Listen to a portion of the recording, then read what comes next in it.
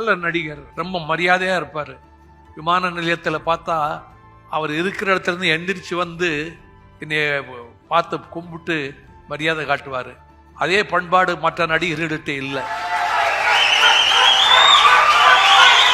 சமீபமா சிலர் எல்லாம் பேசுறாங்க, இவர் கூட அரசியலுக்கு வரலாம், ஏன்னா நடவடிக்கை எல்லாம் அந்த மாதிரி இருக்குன்னு எல்லாம் பேசுறாங்க. வரலாம்.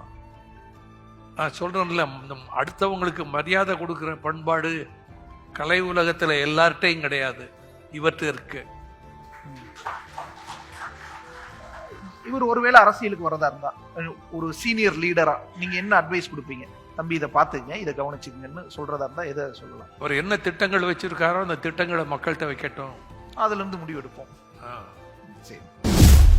மக்கள் நீதி மய்யம் கட்சியின் தலைவர் கமல்ஹாசன், இவருடைய நாயகன் திரைப்படம் அற்புதமான திரைப்படம். என்ன நடிப்பு துறையில தேவர் மகன் அது முதல்ல அற்புதமா எடுத்திருப்பாரு.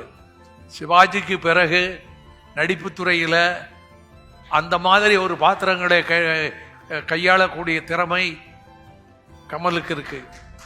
அந்த வகையில் நான் அவரை பாராட்டுறேன். அடுத்து பிரதமர் நரேந்திர மோடி, எனக்கு ரொம்ப என் மேல நட்பு வைத்திருப்பவர், என் மேல ரொம்ப பிரியம் வைத்திருப்பவர். எப்ப பார்க்கணும்னு சொன்னால் உடனே அனுமதி கொடுப்பாரு. நான் என் மீது அவர் அளவு கடந்த பாசமும் பற்றும் வைத்திருப்பவர்.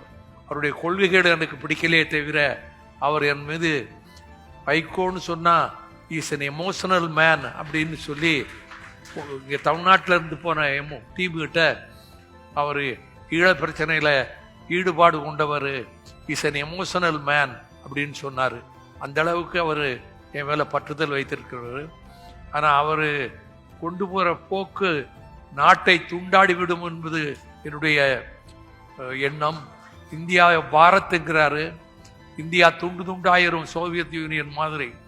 இந்தியா நூற்றாண்டு கொண்டாடும் போது இந்தியாவாக இருக்காது.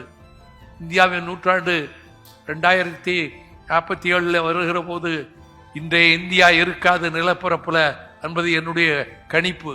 இதை நான் சொல்லி இருக்கிறேன் மேடையிலேயே. சூப்பர் ஸ்டார் ரஜினிகாந்த், சூப்பர் ஸ்டாருடைய அண்ணாமலை, தளபதி,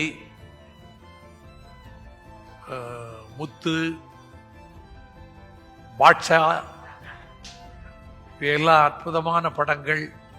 நல்ல நண்பர் அவர் எனக்கு. அவர் என்னோட பொங்கல் அன்னைக்கு எனக்கு அவர் ஃபோன் பண்ணி எனக்கு பொங்கல் வாழ்த்து சொன்னார். அந்த அளவுக்கு பழகி இருக்கிறேன். ஒரு நாள் போய் அவரை சந்திச்சு, நீங்கள் யாரையுமே ஆதரிக்கக்கூடாது, நீங்கள் ஒருவரையும் ஆதரிக்கக்கூடாதுன்னு சொல்லி முதல் தேர்தலில் அவர்கிட்ட போய் 4 மணி நேரம் பேசிட்டு வந்தேன். 96. ஆமாம்.